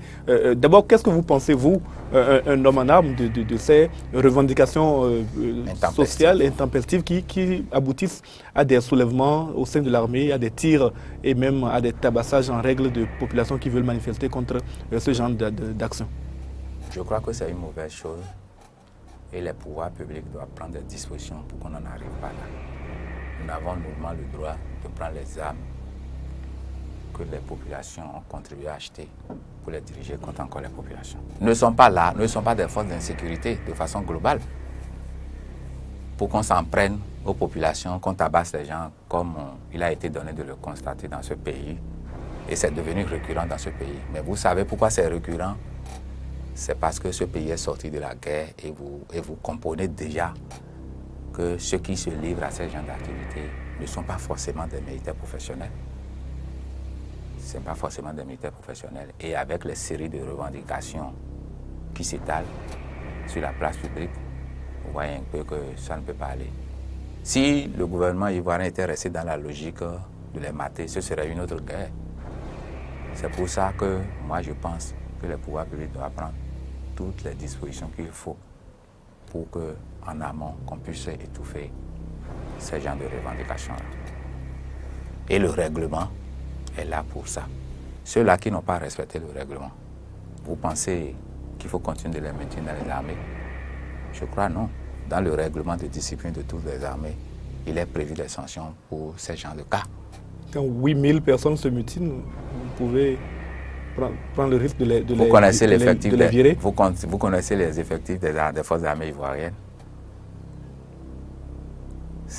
Là est la question. L'État doit se donner les moyens d'assurer. Oui, mais livrer 8000 personnes qui ont reçu une formation militaire, même si on les vire, livrer 8000 personnes dans la rue. Je vous ai dit que le Sénégal a viré près de 10 000 policiers. Merci. Je vous l'ai dit. Merci à vous, colonel. Ouais. Donc, nous recevions aujourd'hui pour vous le colonel Soumaïla Yaya. Nous allons vous laisser la parole pour un dernier mot. Bien. Ce que je veux dire, je voudrais inviter toutes les populations, tous les différents acteurs, toutes les institutions de la République à accompagner cette réforme qui, selon moi, serait une bonne réforme.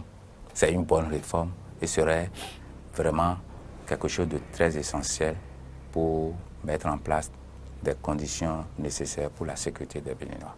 Donc j'invite tout le monde à accompagner ce que nous sommes en train de faire pour le bien de nos populations. Je profite de l'occasion également pour dire à ceux qui sont un peu sceptiques de se mettre dans le jeu parce qu'on a beaucoup à gagner. Le pays a beaucoup à gagner, les éléments aussi ont à gagner. Ce n'est pas la peine de se faire des a priori pour penser que ce qu'on est en train de faire là, ça va être voué à l'échec. Non. Il faut qu'on change un peu de mentalité et savoir que le début de toute chose est toujours difficile, mais on parviendra quand même au bon résultat. Voilà ce que je voudrais dire. Merci à vous, colonel Soumaïla Yaya. Nous avons parlé aujourd'hui avec vous donc de ces réformes sécuritaires sous le président Patrice Guillaume Athanase Talon. Nous avons parlé également de l'insécurité que nous avons constatée au début du régime Talon. Vous nous l'avez expliqué que ces événements ont désormais pris fin parce que des mesures hardies ont été prises. Il y a maintenant de la proaction et non de la réactivité au sein de nos forces de sécurité. Et puis cette réforme emblématique qui consistera à fusionner la police nationale et la gendarmerie en une force unique de sécurité intérieure qui s'appellera police républicaine. Nous en avons longuement parlé. Merci donc d'avoir accepté notre invitation. C'était donc Dimanche Politique. Prenez le rendez-vous pour la rediffusion sur Eden Télévision Diaspora FM ce soir à 21h. Dips William Bagidi se joint à moi pour vous remercier pour votre fidélité renouvelée à nos programmes. À dimanche prochain.